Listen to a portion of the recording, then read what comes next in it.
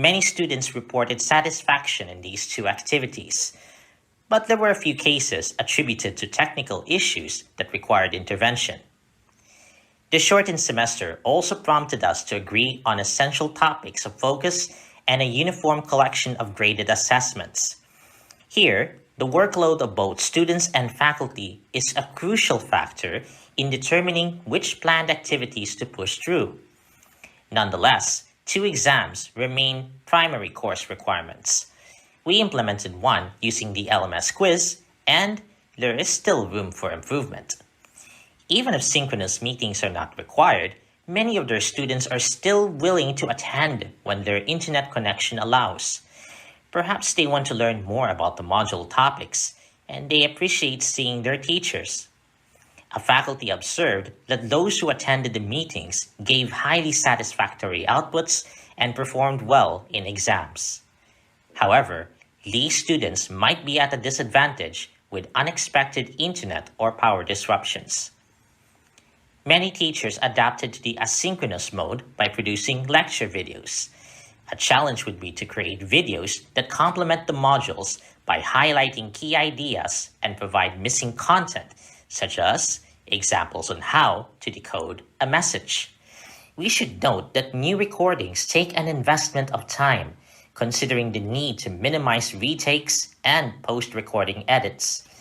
Alternatively, TVUP has Open Educational Resource or OER lectures that some teachers had adopted for practical reasons instead of recording lectures. But even with lecture videos, we still realize the need to address particular questions that we can conveniently handle in consultations and live meetings. One of our significant challenges is addressing individual concerns promptly, especially during asynchronous periods and exams. It is vital in remote learning for students to know the consultation times to communicate their questions. Despite this, many are unable to follow the schedule because of their workload and internet connection problems. Hence, some faculty have resorted to holding additional consultation periods despite the increased workload it would entail.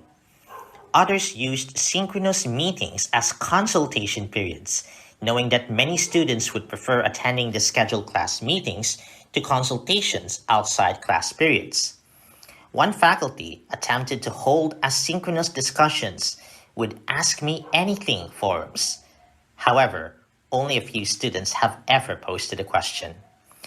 We hope that sharing our best practices and challenges would help contribute to new lessons from our GE conversation. Thank you for listening.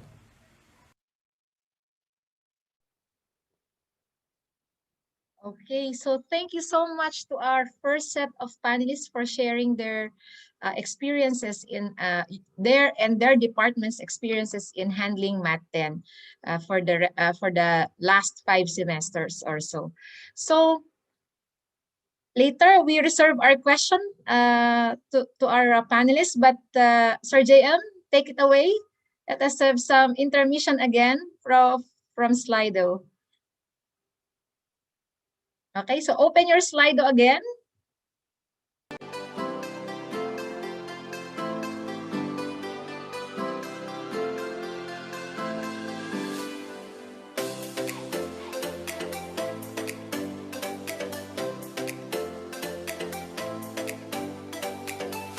Okay, first question. What is your favorite topic in Math 10?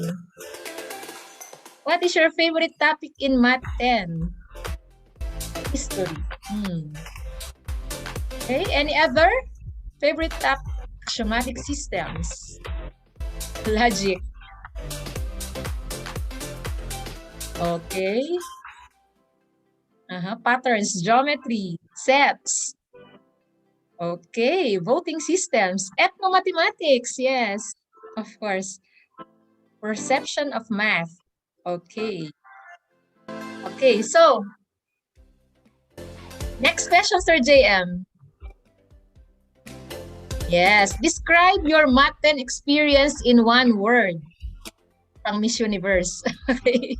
Describe your Math 10 experience in one word. Oh, fun. Awesome. Challenging.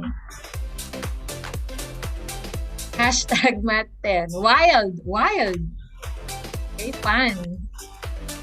Kaloka. Fulfilling. Itanong natin mamaya kung bakit kaloka, no? Unbelievable. Okay. Fulfilling. I can relate to this. Fulfilling. Favorite ko yung Math 10 eh. Okay. Challenging. All right. Okay. Last question, Sir JM. Any new learning so far? So from our first set of panelists, what did you learn so far?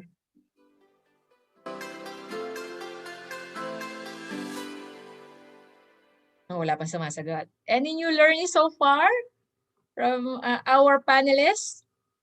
From our first set of panelists? Yeah, there's more to learn. Math can be for everyone. Parang kay Dr. Suyun kahapon, ano? Okay. Feedback is important. Oh, yes. Medyo mahahaba yung sagot kaya natatagalan. Renewed math appreciation. Okay. Math can be philosophical. Varied ways and means. Okay. Alternative activities. Yeah. Okay. So I think let them start young. Okay. Para doctors din yun. Ano. Math is truly everywhere. Correct. Alternative activities. All right. So thank you again for that intermission, Sir JM. So let me go back to our panelists because we still have 4. So can I request our remaining panelists? Ma'am Chimi from Mindanao, Sir Joy, Ma'am Therese, and Ma'am Cherry, can you please open your video so we can put the spotlight? So Ma'am Richie May Gamut is from the University of the Philippines, Mindanao. She has been teaching Math 10 at UP Mindanao since 2018-2019 and also taught MST3 in the past, which is Math for GE. Mr. Joy Ascano is a senior lecturer at UP Baguio. He already taught Math 10 for 2 semesters and currently handling 3 Math 10 sections. Medyo marami-rami, ano? Ma'am Therese Ann Basco-Uy is an assistant professor in UP Manila. She has been teaching GE Math for almost 10 years and was a contributor to the development of Math 10 module since its inception in 2014. Last but not the least, Prof. Cherrylyn P. Alota is an assistant professor of the mathematics program of UP Cebu. She is currently handling Math 10 as well as mathematics major courses in the BS Math curriculum. So let us hear from our second set of panelists. Ms. Steph, kindly play the video. All right. Thank you. Maayong buntag sa tanan. I am Shimi and I will be presenting the consolidated GE conversations of the Math 10 faculty members from UP Mindanao. The conversion of the learning materials to online remote platform version had been easier by dividing the modules to 4 teaching staff. The course pack incentive was an added motivation. Some faculty members were able to discover free software to annotate audios into their lecture presentations. The free version of Active Presenter was very helpful aside from Microsoft PowerPoint. The course Redesign 101 organized by the UP system last year was effective in that we were able to apply instructional design principles to redesign Math 10 for remote learning. Luckily enough, the original Math 10 modules were standalone materials with little to no revisions necessary in terms of content. Assessments for Math 10 were done through assignments, quizzes, reflection papers, and Q&A discussions. The Canvas SpeedGrader app made it easier for the faculty member to open the file from inside the LMS and annotate and grade the submissions immediately. Google Classroom also had annotation and grading features which were useful to Math 10 faculty members. Math 10 was relayed as an individual learning experience for each student during the start of the pandemic, but it was also realized that there are activities that are better done in a larger collaborative group. For activities that would require students to discuss amongst themselves how to submit an assignment, such as the creation of a made-up civilization that has its own number system. Under the module Numbers and Patterns, students were asked to meet amongst themselves outside of the LMS to accomplish this task. There are also a few realizations in Math 10 classroom management regarding module implementation. There are modules best taught when materials are read beforehand. It is perfect for remote learning setup. These include sets, shape, and ubiquity of mathematics. There are also modules that are best taught when assisted or synchronous meeting is being implemented. There are activities that are better done in a larger group. It is difficult to achieve this since it cannot be assured if students indeed collaborate properly with equal amount of participation from each member. The reasons may be due to internet connectivity problems or poor interpersonal skills of some students that is exacerbated by the online setup. Exams were also removed from the requirements in Math 10. Math 10 modules encompass several fields including the arts and humanities, social sciences, life science, and medicine, among others. The interdisciplinarity is already built in with Math 10. Furthermore, students were able to realize at the end of the course that math is already part of their respective fields and how math interconnects them with other fields. It was also a challenge for teachers to assess if indeed students contributed satisfactorily to assigned collaborative work. Did the group members just assign bits of the assignment to members and collated them in the end? Were they able to assimilate those bits into one coherent idea?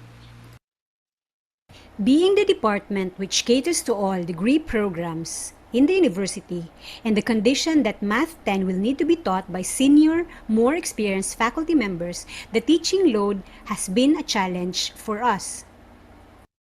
Several students reported internet connectivity problems or that their machines are too slow for internet connections. Assessment for students who live in remote places with very poor to no internet connectivity at all are difficult. Printed copies of the modules had to be sent out, but faculty members find it difficult to determine the learnings of these students immediately. The reflection paper requirement was deemed not a sufficient assessment to evaluate if students have understood the interdisciplinarity of the course. A way to improve the assessment is to improve the rubric used to allow the students to analyze an assigned topic beyond the materials or resources given to them. Amidst the challenges faced by both faculty and students, it was reassuring to know that students appreciated math, it broadened their perspectives, and they veered away from the thought that math is a scary subject. In behalf of the Math 10 teaching staff from UP Mindanao, Ma'am Bichay, Ma'am Mayang, Sir Leo, Ma'am Dudes, and Sir Vlad, this is Shimi saying salamat sa pagpaminaw. Magandang araw po sa lahat. Ako po pala si Joy Ascano. Ako po yung representative ng math sa UP Baguio. For this sem po, nagtuturo ako ng tatlong math 10. Siguro po yung share ko today is kung paano po ako nag-prepare before mag-start yung class, tapos kung ano po yung mga ginagamit ko na mga platforms for my classes. Siguro po yung pinakaginawa kong preparation lang sa bago mag-start yung class is nag-survey po ako sa Reddit ng mga possible na gamitin na online platforms for online classes, tapos yung mga dapat tsaka hindi dapat gawin, tapos ano yung mga dapat pagtuunan ng pansin. Basically po, pangatlong sem ko na tong nagtuturo ng Math 10. Nagturo na ako ng dalawang sem nung face-to-face pa yung setup. So this is basically my first time teaching in an online class. So yung mga naging suggestions po dun sa na-survey ko is ito pong mga babanggitin ko. Unang-una po, siyempre gumamit po ako ng Google Classroom. In fact, kahit po ng face-to-face, gumagamit na po ako ng Google Classroom. Parang nag-apply na ako ng tinatawag na blended learning. Usually, doon ako nagsasend ng mga online quizzes nila na in Google Forms, which is basically ginagawa ko rin this sem. So yung Google Classroom, ginamit ko lang siya para mag-upload ng mga materials nila. For example, mga syllabus, siyempre sa simula, mga slides, ganun, and mga recorded and pre-recorded videos. Tapos doon din ako nagsasend ng mga links ng mga quizzes. Tapos gumamit po ako ng iba pang platforms para mapadali yung mga communication process namin ng mga students. For example, gumawa ako ng Facebook group for my different Math 10 classes, and doon ako nagpo-post ng mga announcements. Pwede rin namang mag-announce sa Google Classroom, pero naisip ko na mas maganda yung notification sa Facebook kasi madali siya makita, madaling ma-access. Pwede ka pang mag-free data, so makikita mo lang yung announcement. Tapos pagdating naman po sa synchronous class, ang ginagamit ko po ay Discord. Once a week po kami nag-meet ng synchronous class. Tapos nag-pre-record po ako pamalit dun sa isang klase. So ganun po yung setup namin lagi. Naisip ko po na gawin yon kasi marami pa ring students na nahihirapan sa internet connection.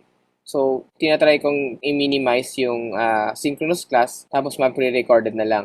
Pagdating naman po sa assessment tools, siyempre yung usual, may quiz, may exam. Pero may mga balak akong mga future project nila. For example, mga art project, kunyari modular art, mga ganun. Yung strategy ko pala kapag nag-a-assign ako ng assignments or projects is pinapapili ko sila kung individual or by group. Ganun. So, siguro mga maximum ng 3 members. Ganun. Nung nag-survey po kasi ako, yung isa sa nagpaulit-ulit na suggestion ng mga nagko-comment, which is I think mga students din na na-experience na yung online class, is ang hirap daw kapag binibigyan sila ng group work. Siguro yung isang dahilan doon is dahil online lang sila talaga nagmi-meet, so yung iba daw group, ibang members daw ay mahirap hagilapin. Ganun po, binigyan ko sila ng choice kung gusto nilang by group, edi gumawa sila ng paraan para makapag-meet sila.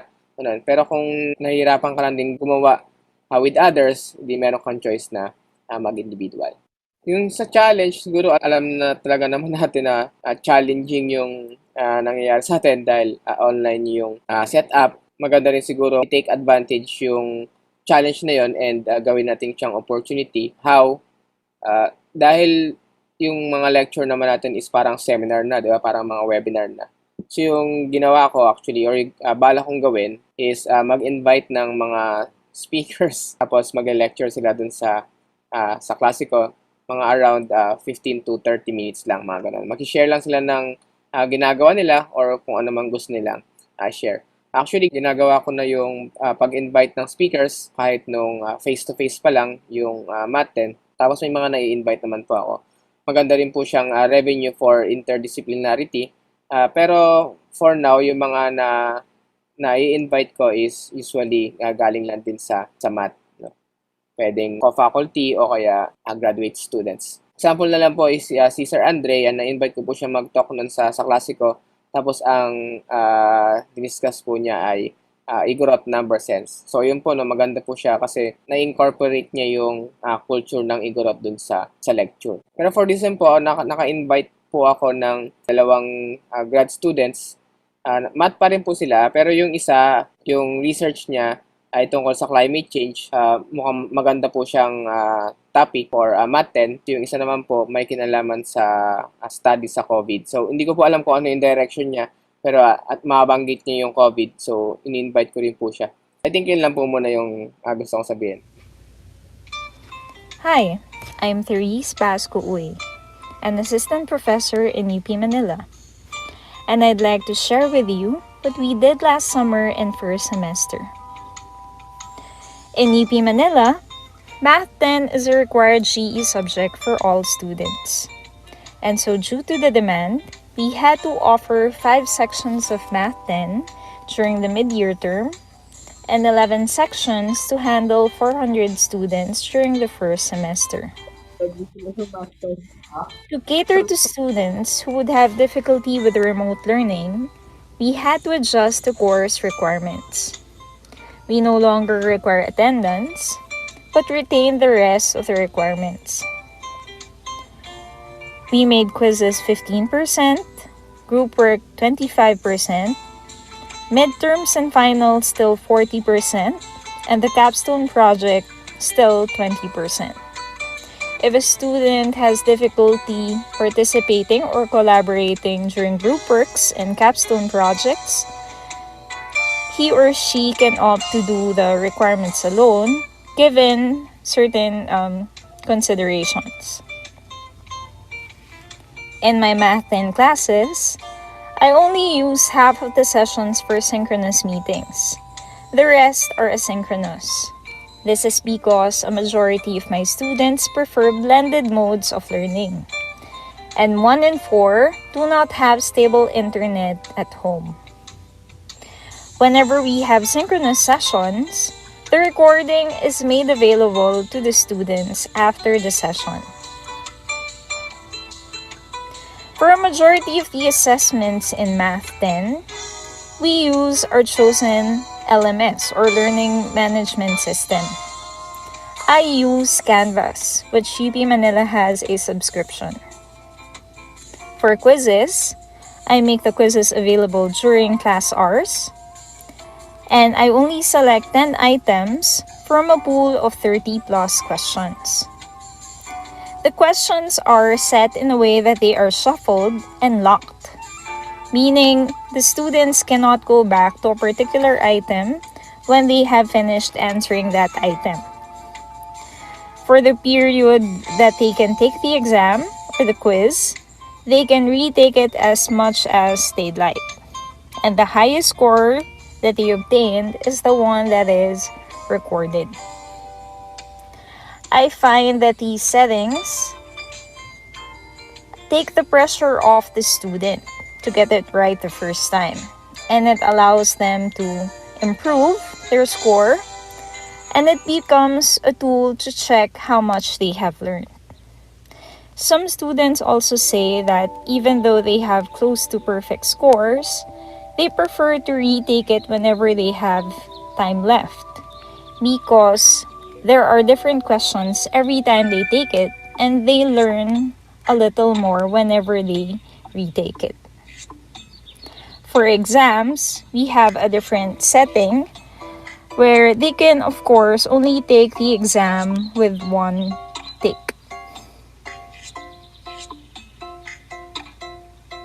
Whenever we have spare sessions before the exam, I include Kahoot, or I use Kahoot during our review sessions.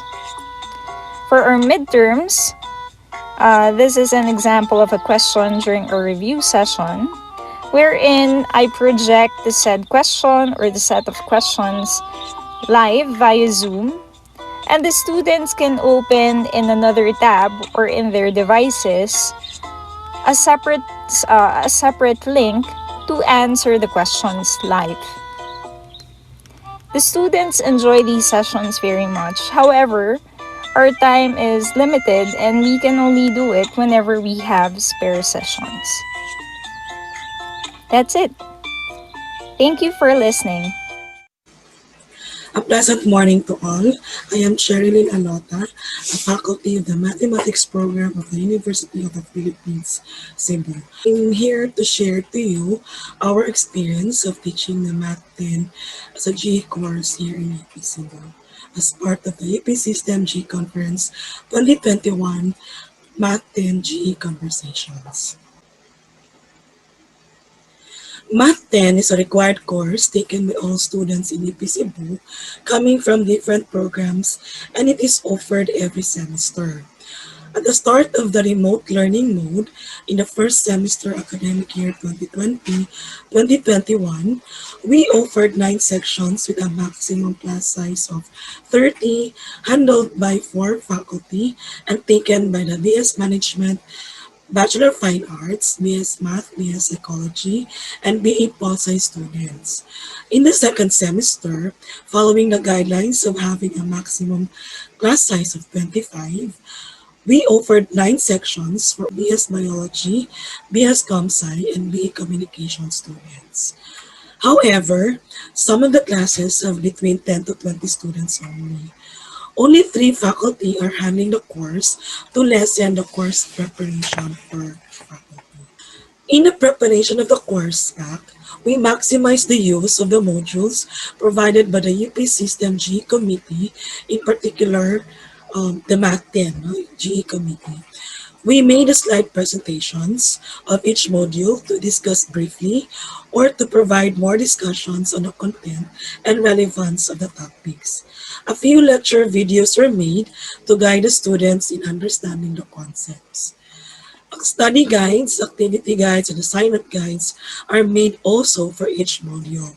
However, in the second semester, we lessen the items and the number of assignments and activities as a result of the course feedback that we get coming from the Math 10 students in the first semester. For the assessment tools, most of the outputs required for submission are graded based on a given rubric. Some of the outputs that we require are portfolio, a journal, modulo art, cryptography, where we ask students to encrypt or decrypt messages. We also have reflection papers, a collage of pictures, and one long exam and a group video for the summative project. The maximum number of points is provided in each of the assignments.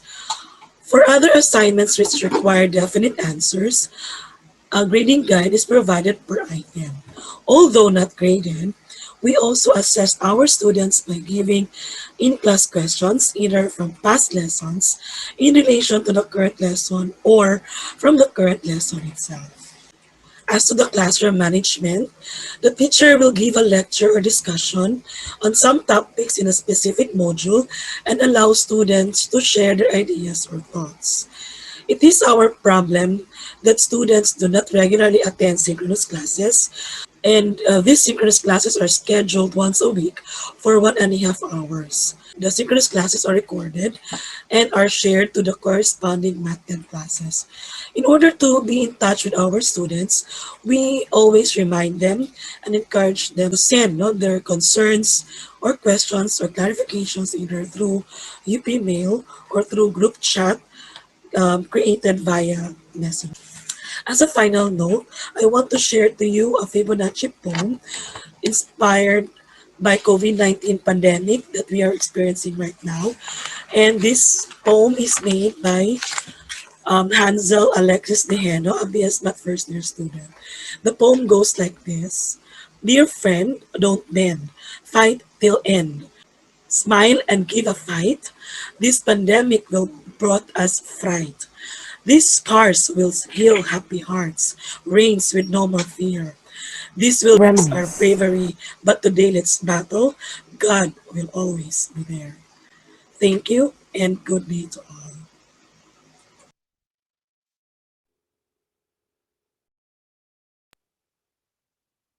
Okay, so thank you so much to our set of panelists for those 4 recorded videos.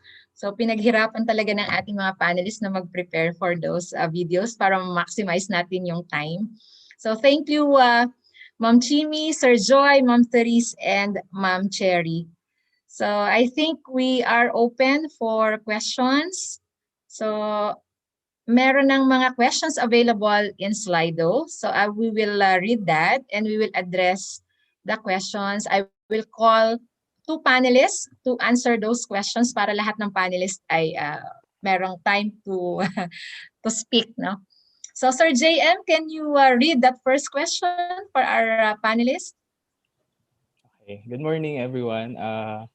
The first question would be, how can you simplify teaching abstract concepts in math to non-STEM students?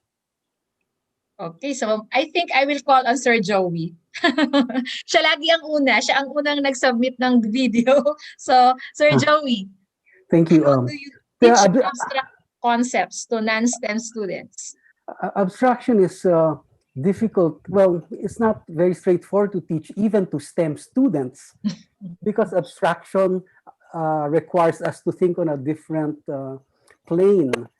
But you can do that by introducing maybe situations or ideas where you can differentiate maybe abstract thinking. And when I say abstract thinking, kasama na dyan yung mathematical thinking as opposed to say doing some very empirical or very practical or concrete work or assignment.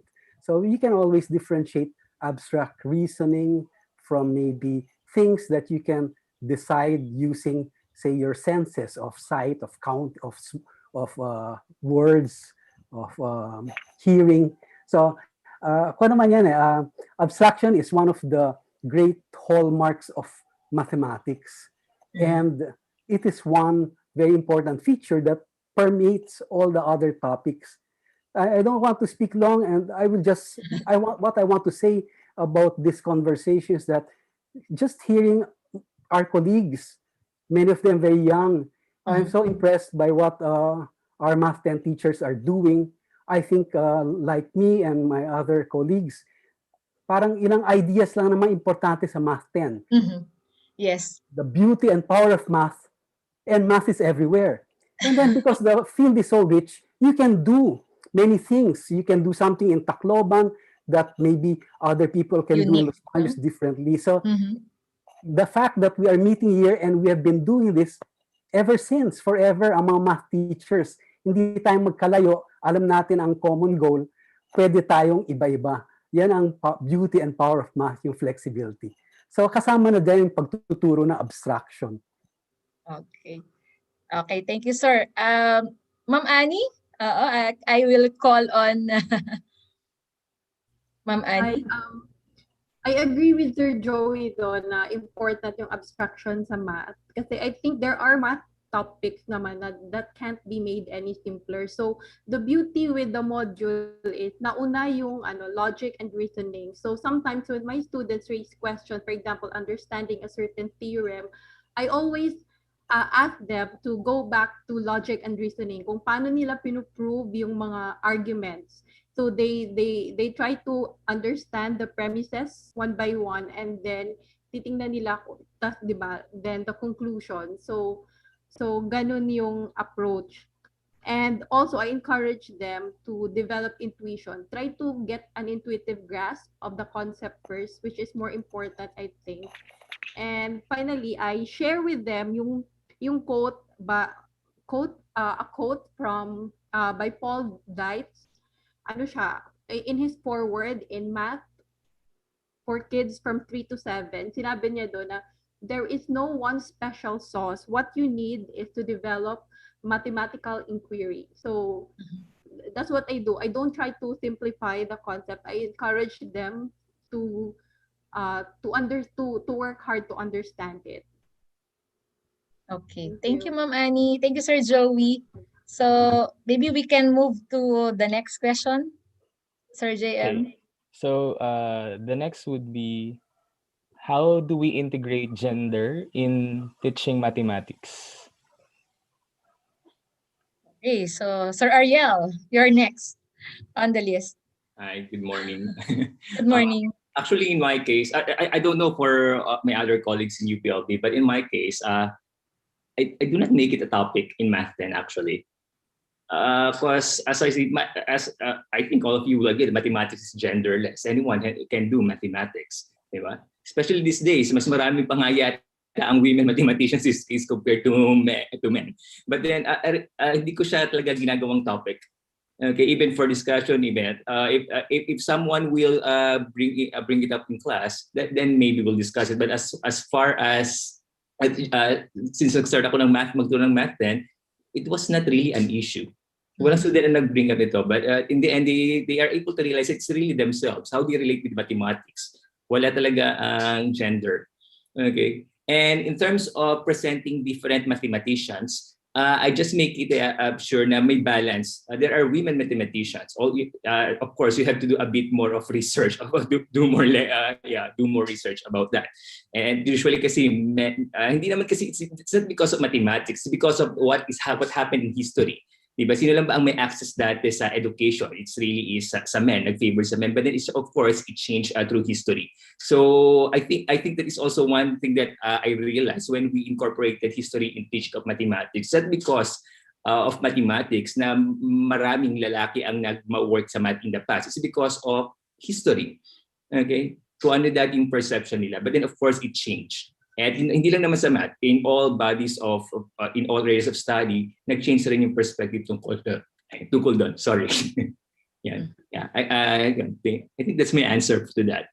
Do not make it an issue. It's not an issue if you will not bring it up in class. If someone will bring it, then you discuss it. I think Sir Joey has a chat, no? Binasa ko. But meron siya talagang portion na kung saan sa issues and trends yung math and gender. So isinasama ni Sir Joey sa discussion niya yung math and gender. So Alexis, how about you? You have any thoughts about this? Well, it's good also to bring up the issue about gender because, for instance, when listening to Dr. Seuss lecture, you can see, you can get the idea of gender disparities. Like there are more male mathematicians than female mathematicians. However, it also goes beyond gender inequality. There are also imbalances between. Can I speak in the American context? Black versus white mathematicians, and there are also, and it might also, in my opinion, I'm speaking in my opinion, it might also be an issue when giving incentives in research, in awards, because usually white people will be given the awards more preferably. But this is my opinion. To answer the question about gender, I would like to speak first on. I would like to speak on my own from my own experience.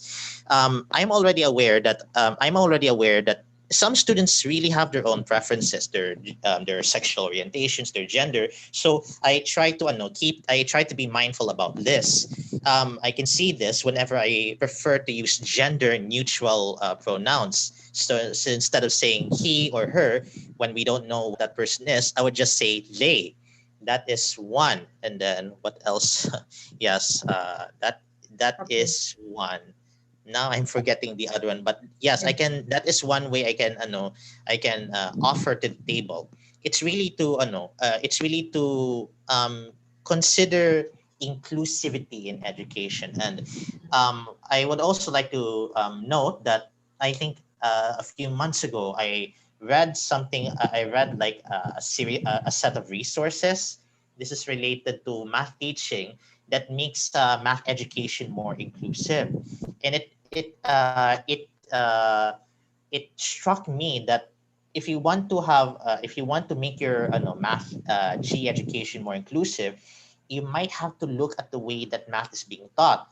For example, you might be some teachers would prefer to Yeah. have the students work individually, but it would be much better if students come together as a community so they feel a sense of belonging.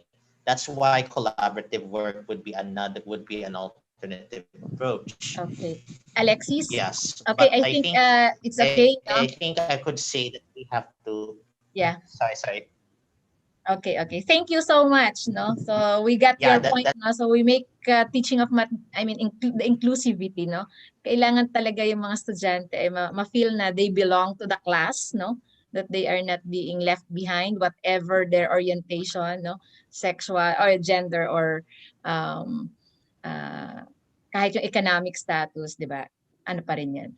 Anyway, so let us move on to the next question, Sir JM. So we can Hi, ma'am. give some more time to our other The next question is a little controversial, I think. So what is your practice or opinion in light of the memorandum against the use of Facebook or Facebook Messenger for our class due to privacy concerns? Yeah, this is tamang-tama kay Sir Joy. Kasi siya yung narinig ko kanina na using Facebook and Facebook Messenger. And I think, who else? Ma'am Cherry or Ma'am Therese? Ma'am Cherry, okay. So Sir Joy, so what will you do now? Bawal na tayong mag-post ng ating mga materials sa Facebook group, ganun. Ay, hindi naman po ako, narinig po ba ako? Yes. Hindi naman po ako gumagamit ng Facebook Messenger. Yung Facebook po ginagamit ko lang for announcements. Tapos yung mga personal po nila is sa Google Classroom pa rin. Tapos ina-advise ko rin po sila na mag-message na lang sa akin ng personal kung hindi nila na i-share sa lahat. Parang yung Facebook group po, parang lang, nagpa-promote lang ako ng parang discussion, ganun. Okay. Pero lahat po, wala naman siguro ako mababayad. Okay. So I think ang bawal yata sa Facebook ay yung i-post natin yung mga materials na merong, of course, halimbawa itong Math 10 modules natin. May copyright ang UP dito, being Yes. a product of Math 10 GE, yung original na gumawa nung Math 10 modules. So I think may Yes po. copyright ang UP for that. Apo. And medyo with the issues surrounding FB and yung data privacy. So, yun yung concerns talaga ng memorandum na yun. Yes po. Okay. So, Ma'am Cherry, ano ba ang gamit mo sa Facebook for your class in Math 10? In our case, kasi, we still put all the materials in the VLA. As Okay. in, lahat-lahat na nandun. Kaya lang, some of the students do not put their questions or, clarifications on some of the activities. So, we just use the messenger, Okay, yung for group chat for communication purposes lang talaga. So, yes, all the okay. materials, VLA pa rin sila lahat. So, kasi some students would ask us na, although we remind them to email their questions, or we prefer na i-email nila yung questions, pero yung iba, dun pa rin sa group, mas prefer nila yung group chat kasi At saka kahit yun nga, wala kang free data, data siya. Oo, kahit wala kang data, So, mas you can, accessible nila mas yun. accessible. Oo, kaysa yung email. So, Okay. parang, kumbaga, mas madaling, hopefully, madaling makita ng ibang students at ng teacher yung concerns nila. Okay, thank you. They cannot go over sa gender issue. Marami nang sa chat, so you can read some of the messages in the chat box. Okay, so let us move on, Sir JM, sa next question. Okay, ma'am. I think So we have actually, the two questions are very much related. So it's about availing of third-party services or some websites like Course Hero and other similar websites in answering questions in our for our quizzes, graded activities, or other requirements. So what do you do to prevent this, or what are your thoughts about this? I think hindi ito unique sa Math 10, ano. So this is a problem of, I think it's more of a problem ng mga technical courses kasi yung Math 10 talaga, we make it a point na authentic yung assessment natin, right? So mahirap itanong sa Course Hero kung anong sagot dun sa mga quizzes natin or sa mga exams sa Math 10. So Ma'am Therese and Ma'am Chimi, I think it's your turn to answer. So what do you do with this kind of problem? Nag-surface siya simula nung remote learning. Ma'am Therese? Okay, Ma'am Chimi, we cannot hear you.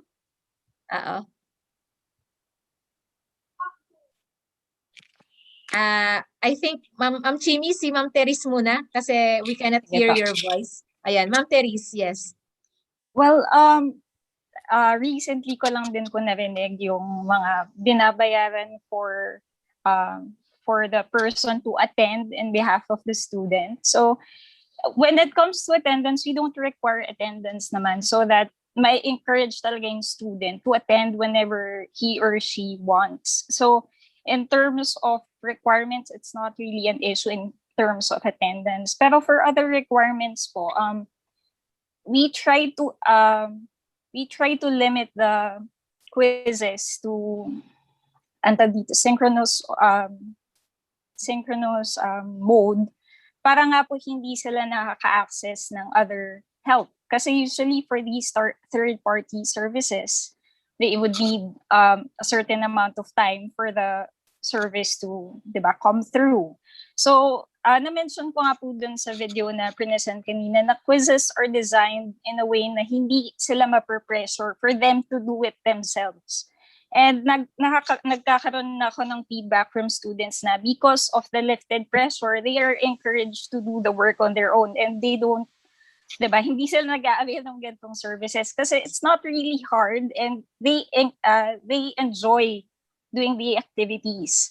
And pagdating naman sa group work, at least may check and balance between group mates. So kung mandadaya man sila, they do it as a group, or kung may isa sa kanila with a conscience, they keep the other members in check. Okay, thank you, Ma'am Therese. Si Ma'am Chimi kaya, maririnig na natin. Maririnig na po ba ako? Yan, yes, Okay. yes. So, Yes. for UP Mindanao, I guess it has to boil down to generating a rubric that would somehow address this problem. So you have to be very specific with your rubric so as ma-address itong mga problems na ito. So aside from that, you also have to make it sure that you generate some sort of passcode or passwords and deadlines if you are to do your quizzes synchronously. So that hindi sila magkaroon ng chance to be able to find other ways to answer or cheat in those kinds of channels po. So ganun po siya. Okay, thank you, Ma'am Chimi. Do you have other questions, Sir JM, sa chat box or sa Slido? Yes, ma'am. There's a follow-up question on the Facebook issue. So, thank you for the clarification regarding posting of modules. But is it okay to maintain the GC or the group chat for communication purposes? As students would say sometimes LMS is down. So maybe also because if for Facebook Messenger, even if you are in free data, you can be able to use that. So I think that would be the concern. I think it is allowed, no? We cannot, no. I think it's not the essence of the memo of EVP, no?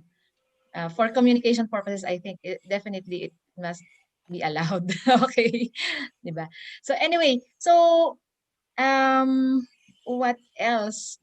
Maybe we have ma'am, no I questions. can add also dun sa with regards third party. So siguro nga we can also make Yung sa use Course also Hero. of authentic assessments and some questions that are that require subjective answers so that hindi nila kailangan na maghanap ng mga sagot sa Course Hero since they can have multiple answers naman. And then also, we can also check kung there's a cheating involved since if nagtanong naman tayo ng mga subjective na tanong, the probability na magiging exactly the same sagot nila would be very low. So yun po. And may tanong po dito, I don't know if the panelists can answer this. Does the UP system have plans on subscribing to helpful apps or websites like Kahoot or Menti for more options or features on interactive activities? Ito bang Slido? I think ay meron, di ba? Meron tayong account ng Slido na parehong-pareho ng Menti. So, tinry Yes, ma'am, meron. Yes, meron daw. Sabi si Ma'am Vanji ba 'yon? Ma'am Vanji? Opo. Yes, meron po tayong sa Slido.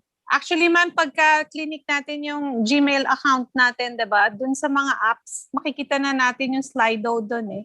Okay. Kahit yung dalawa pang software natin, yung Qualtrics tsaka yung ArcGIS, soon to be activated yung SSO nun. Okay. Thank you, ma'am. So, Thank itong you, Slido, kaya sabi ko, i-try natin kasi pwede talaga nating magamit sa ating klase para maging interactive. So, siguro ako na lang muna yung magtatanong sa ating mga panelists, no? So, what do you think, listening and seeing the videos of one of everyone, ano yung unique doon sa inyong campus na sa tingin nyo ay hindi nyo napanood doon sa iba pa? Doon sa 8 na pinanood natin, ano sa tingin nyo yung unique na ginagawa nyo sa campus nyo? Kasi I think for Sir Joy, nakita ko yung ethnomathematics talaga doon sa kanyang presentation, yung invitation sa isang speaker on Igorot numbers. So yun, I think we cannot do that here at UPLB, di ba? Kasi maganda, may access siya doon sa mga ganong speakers. So Sir Joey, what do you think? Yes. Sa tingin ko wala naman talagang unique. I mean, unique in the sense that it's very different. But of course, there are many ways to deliver an idea or a lesson. With our ethnomathematics, you can do it in UPLB. Hindi naman kailangan sa Cordillera ka para to talk about ethnomathematics. With this setup, sir, ethnomathematics is the interplay of mathematics and society and culture. And you can even invite a Cordilleran if you want a Cordilleran or a Muslim or some other indigenous. I also teach a course in a lesson on ethnomathematics. In fact, and this is of course influenced by hearing Professor Dr. Willie Alangui and UP Baguio talk about this many times. One of my requirements is a reaction paper to the article of math educator Alan Bishop, his article is titled Western Mathematics, the Secret Weapon of Cultural Imperialism. My students enjoy reading this article, and the idea of talking about local culture and mathematics really interests them. We don't have a lot of discussion in some topics, but this idea, the ethnomathematics, we students really get involved. So I'm saying, I don't think there is really any unique, but I do appreciate, I think, unique ways that some of our teachers that I've seen in the video are doing things. And I appreciate the how UPLB is really coordinating a big group of teachers and coming up with a common common course guide. Because we don't do that even in Diliman. We have a minimum, we follow the syllabus, but we have individual course guides. But it does not detract from the purpose. I mean, part of the freedom and the flexibility of not just mathematics, of teaching, of educating people. Iba-iba namang paraan yan. Pero talagang, yun ang maganda nga, ang dami natin pwedeng gawin. And listening to everyone, makaka-pick up tayo ng mga ideas. Yes, sir. Tama kayo dyan. Ang dami nating natutunan. Okay, so siguro ibahin ko yung tanong. Ano naman yung challenges or marami din tayo nakitang challenges with the remote setup, no? So ano yung isa sa gusto mong i-elaborate? Sir Ariel and then Ma'am Therese. Would you like to elaborate on some challenges na na-meet natin while teaching Math 10? Well, isang problem natin, I think, hindi lang naman sa UPLB, is how to yung masustain natin yung mga estudyante to stay from the start up to the end of the semester. Because usually, like sa simula talaga, sa remote, sa klase kasi yung usual face-to-face, no problem with the attendance. But then in face-to-face, kahit pa sabihin mong every other week kayo mag-meet for asynchronous class, simula ng SEM, ang dami. But then by the end of the semester, umuunti na umuunti yung students. And the problem is, how can you discuss with them? How do you know kung ano yung kanilang insights? Yun yung kailangan natin sa Math 10, the students' insight. At ang ginagawa lang nila, they do submit the requirements, but then we do not hear from them, their insights. Yung kanilang mga gustong sabihin in class, that supposed to be na-share nila during the discussion. I think that is one problem, but I think it should, parang kailangan na rin tanggapin that it's also the scenario sa setup natin ngayon, that students will only perform the requirements. And then how yung mga iba pang mga hindi na kailangan gawin, they add para maganda yung discussion, maraming idinadagdag na flavor, but then kung hindi siya required, they will not be prioritized by the students. That's one thing. And then other thing for UPLB, I think this nag-came up na rin sa mga discussion natin, we have to prepare really pre-recorded lecture materials because that's one thing that we did not do in UPLB. Hindi talagang nagdaroon pa tayo sa mga synchronous discussion and then we recorded discussion and then we upload them. But then we do not have a common set of material. Kung meron man, we refer them to the recording dun sa TVUP. That's why in some of the study guides, naka-refer po sila dun sa mga recorded na TVUP. And then si Ma'am Aleli lang yata from UPLB ang merong lecture doon sa TVUP. So yun yung, pero naka-refer natin sila doon. But I think it will be good that we also have our own pre-recorded materials to supplement to that. Dahil kasi medyo 2 years na rin yun, di ba? Yata yung mga materials. And I think we need to update those materials then. Kasama na rin yung comment din sa discussion ni Sir Joey kanina that we have to update the modules. Yes. Pwedeng araw magbuhol na ulit tayo. And I agree with that, Sir Joey. Mukhang agreeable naman lahat.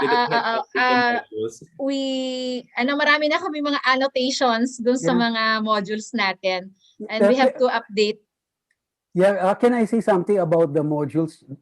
Yes, sir. Yes, sir. We started writing, yung Math 10 as it is now, sabi nga ni Therese, 2014 pa ba yan na nag-meeting na tayo.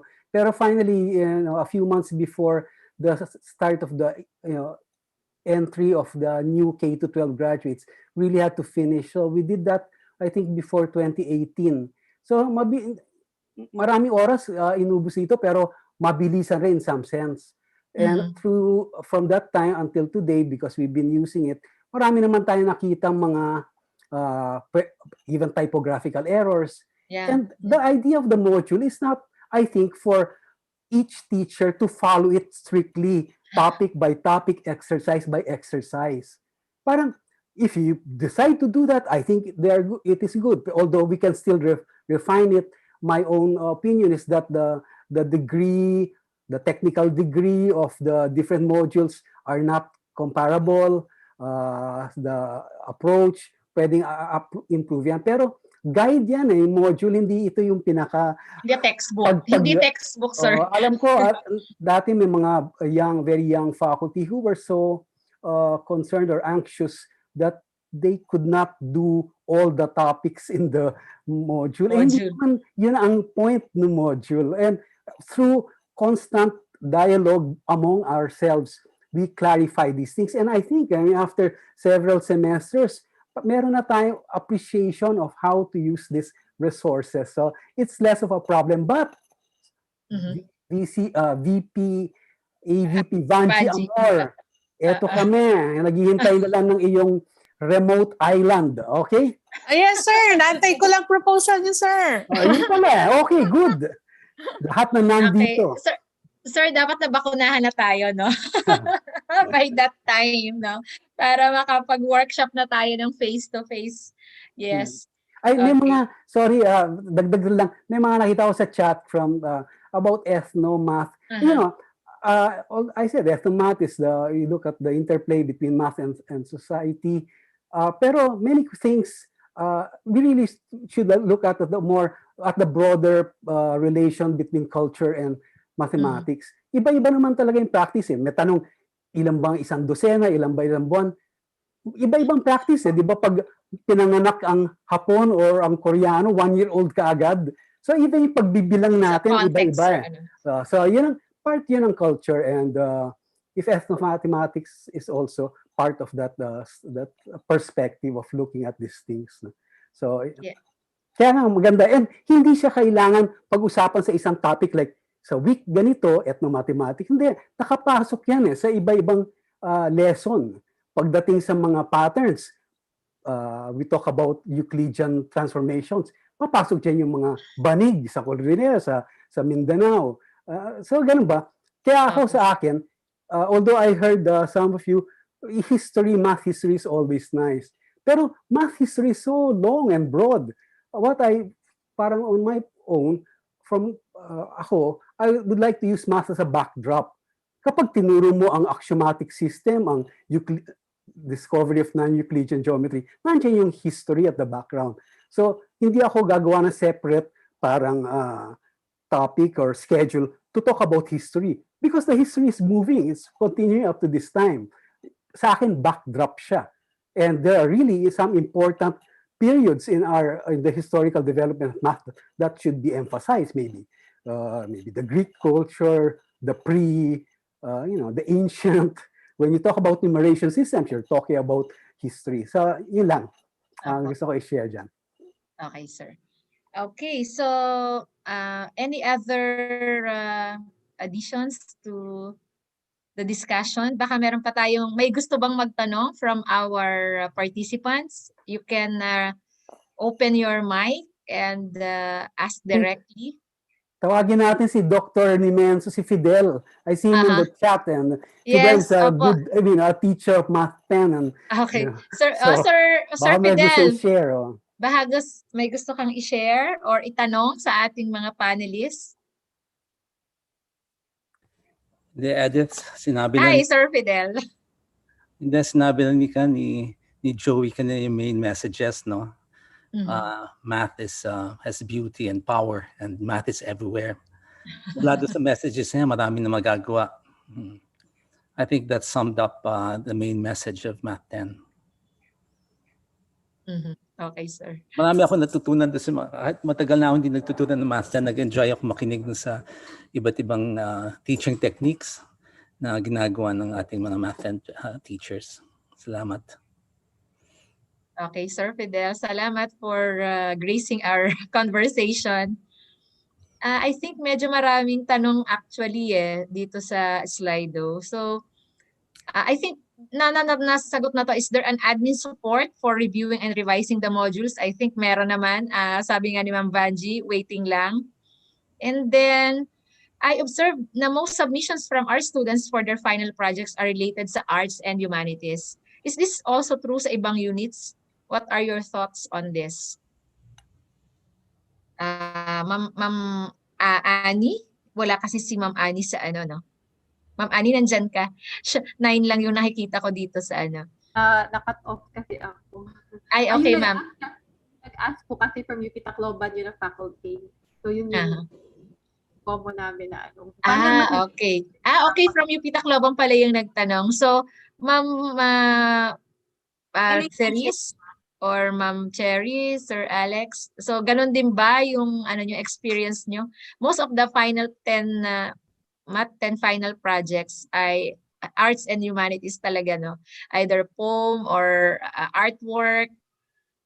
Is that true? Can I answer po ba, Ma'am Eddie? Sige ma'am. Sige ma'am. Okay lang. Sige. You can, sa final project po kasi namin, again, we create a rubric so that they'll be able to spread out all the topics in their final presentation. Before the pandemic, we actually required them to submit to us a 5-minute video, a group collaborative work. And then out of the, I believe we have 12 modules, right, if I'm not mistaken. Out of the 12 modules, maybe we request them to create a presentation of 6 or 7 topics of their choice. So in that way, they are able to spread out the topics in their 5-minute video. So ganun po yung nangyayari. But yes, since most of our students are from the College of Humanities and Social Sciences, then yes, most of them choose arts and humanities. But the ones who are from the College of Science and Mathematics, they always choose the mathematics part, the application part in biology, in operations research. So ganun po siguro yung masasuggest ko, create a proper rubric for it. Okay. So I just want to acknowledge Sir Marik Neri. You are raising your hand. Good morning. You have some question, Sir Marik? Nawala ata yes, siya. hello, Ma'am Edith. Yes, Sir Marik. Yes, you have a question? Hindi question, response lang. I agree with Ma'am Rishi. Hindi naman lahat ng mga final projects nasa arts and humanities. So depende sa program ng students. No? For example, when I had students coming from CHK, so they would prepare videos on the sports that they were into, and then they would relate that into mathematics. So, and I strongly encourage them not to go into other areas, other means. So kung ano yung program mo, as much as possible, stay within the program and develop your project within your program. So kung halimbawa nasa engineering siya, I don't expect him to do a poem or a summer dance, no? So ganun lang. Okay, sir. Thank you so much. So I think we are Ma'am Vanji, Steph, do we have other more time? I think it's 5 minutes before 10. Ma'am, baka we can go to the synthesis na? Okay. So it's 10 to 5. 5 to 10. So let us end this conversation. But I am really looking forward doon sa workshop. No? Medyo excited na ako to do the workshop. No? Kasi ganito nga, very lively na yung discussion. Siyempre, lalo na kung live na nandoon tayo. So really hoping for that vaccine to come and so that we can do that workshop. All right, so thank you again for our panelists and of course our participants. This will not be possible without your cooperation. Pinaghandaan nila for 1 month yung shinare ngayong umaga. So ito yung mga takeaways ko for this conversation. I think it is really high time for a paradigm shift in teaching and learning a GE course like Math 10. No? So the pandemic taught us that the sage on the stage method will not work, and so the guide on the side is worth trying. Another is that collaboration among the faculty is key in implementing effective strategies in teaching GE. So we are in this together talaga. No? So a conceptual focus of Math 10, I think, will veer away from the essence of a GE course. So sabi nga ni Dr. Su, mathematics is not memorization, but mathematics is exploration. So the utility and ubiquity of mathematics must be given emphasis so as to embody the GE philosophy. And as teachers of Math 10, ito yung gusto kong i-share, and also fresh na fresh pa kasi doon sa talk ni Dr. Su. So sabi niya, believe that you and everyone can flourish in mathematics. Who will you read differently? So yun lang for the last statement from your moderator for this morning. So I think I will call on first Ma'am Vanji, and then we will have the photo op before we go. So Ma'am Vanji. Yes, Ma'am Edith, thank you very much. Thank you very much din po sa panel ng Math 10. Nag-enjoy din po ako sa conversation na nangyari at saka dun sa mga exchanges sa chat. So thank you very much for the participation of everyone in this conversation. So at this point, we'd like to present the certificate of appreciation to our panelists, starting with our moderator, si Dr. Editha Jose. So certificate of appreciation is presented for imparting her invaluable knowledge as moderator during the Math 10 GE Conversations of the UP System GE Conference 2021 with the theme Baon-Bidahan. How did you teach GEX in your CU given this 5th day of May 2021? And then we also present this certificate of appreciation to Sir John Mark Lampos for his assistance in moderating the question and answer. And also to the members of the panel, Sir Joey Balmaceda and Ma'am Therese Basco-Uy, Ma'am Cherrylyn Alota, Ma'am Joy Ascano. Sir Joy po, Sir Joy. Ay, sorry. Sir Joy Ascano. Yes, pareha tayo na Sir biktima. Alexis Erich Almocera. Ma'am Anilyn Oliveros Yushong. Ma'am Richie May Gamot. Sir Ariel Babierra. Okay, that's it. And then some reminders, Ma'am Edith. So we have conversations pack today. Science 10 at 10:30 and Science 11 in the afternoon at 1:30. Oh, yeah. And then reminder din po, there's a faculty survey for the GE program assessment. So may I encourage everyone, if you have not done so, to answer the faculty survey. So the survey ends today. So thank you very much, everyone, and good morning ulit. Ma'am Edith? Yes, Ma'am Vanji, maraming salamat po. Maganda yung naisip ng OBPAA for this conversation. Bitin na bitin, kumbaga. Okay, so let us stay for a while for a photo op. No? Good morning, Ma'am Vanji. Yung si Vanji lang na nakikita. Good morning. Ano yan? Yeah, okay. Ayan. So for those of you po who can turn your videos on. Yes. Ayan. And we have 4 frames po, so let's just smile all throughout. Okay, 1, 2, 3. 3 more. 1, 2, 3. 1, 2, 3. Plus. Thank you. That's it. Yay! Thank you so much.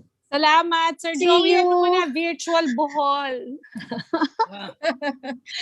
Iba effect. Alam ko na kung anong gusto ni Sir Joey kasi sa buhol. Sama ako pag buhol. Pwede ba ako mag-moderate? Pwede. Yes, ma'am. Of course. Nakakatuwa. Oo nga, kailangan natin ng workshop. Pero actually may workshop naman talagang planned for the mid-year. Parang after the conversations, diba? So talagang bitin, sorry. Yun yung feedback talaga nga natin, kulang yung oras. But there's a workshop, a follow-up workshop that is planned pagdating ng mid-year. Okay, so... Ganji, sama ako sa inyo. Sure, halika na. Ako nga sasabit lang eh. Si Sir Fidel, legitimate naman yan yung math and teacher yan. Anyway, nakakatawa lang. Sige, salamat. Yung math community, Thank you. talagang isa kasi talaga, ano. Salamat. Maraming salamat sa Math 10 team. Galing. Thank you very much. Po. Thank you rin po. Thank you po. Okay, Vanji. Bye. Bye-bye po. Okay, Ang hirap bye-bye. mag-bye-bye, ano. Ayan na. Ang hirap kasi i-leave, no? So unless ipatay na ni Steph. Na-miss talaga yung mga magsama-sama. Ito nga ang darating na linggo, di ba, yung Math Society of the Philippines Annual Convention. Online rin. So, Online pa rin, sir. Ano. next week ba yun? Next week, sir. May 15. Starting May 15. So, Anyway, hopefully, konti na lang tiis.